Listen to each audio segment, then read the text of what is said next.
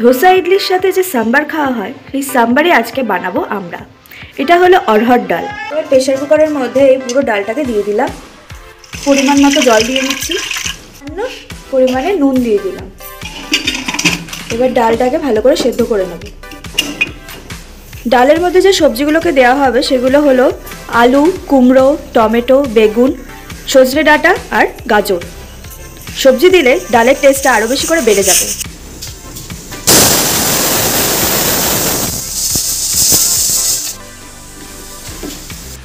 আর এইদিকে সব সবজিগুলোকে সেদ্ধ করার জন্য বসিয়ে দিলাম অল্প একটু নুন দিয়ে।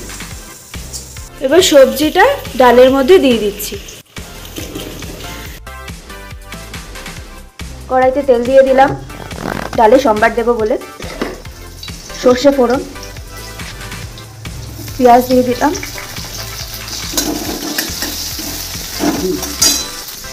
হিং গুঁড়ো দিয়ে দিচ্ছি। গন্ধটা বেশ সুন্দর হয় হিঙের জন্য। যারা হিঙের গন্ধ পছন্দ করেন না তারা ওটা বাদও দিয়ে দিতে পারে।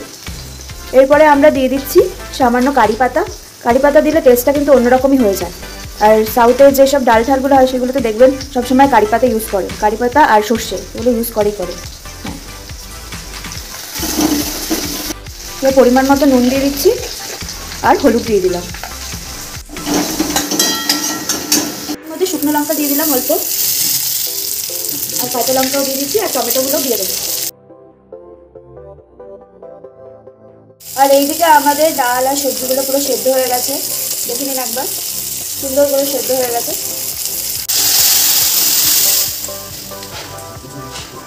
এবার আমরা তেঁতুল গোলা জল দিয়ে দিচ্ছি একটু টকটক খাওয়ার জন্য।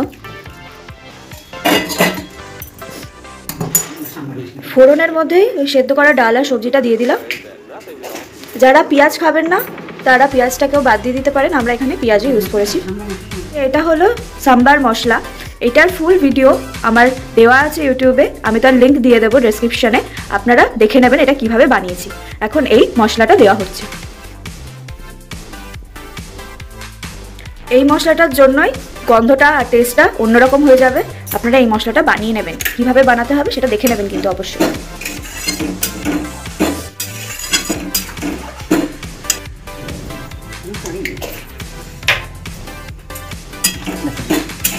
আমাদের সাম্বার রেডি হয়ে গেছে পুরোপুরি, এবার সার্ভ করব।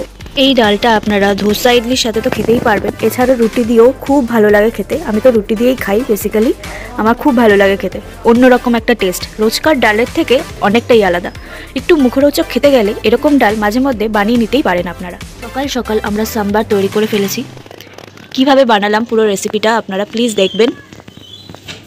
আর যদি আমাদের এই রেসিপিটা আপনাদের ভালো লেগে থাকে তাহলে প্লিজ আমাদের চ্যানেলটিকে সাবস্ক্রাইব করে দেবেন, আর পাশে রাখা বেল আইকনটিকে টিপে দেবেন যাতে পরবর্তী ভিডিওর নোটিফিকেশন আপনারা তাড়াতাড়ি পেয়ে যেতে পারেন।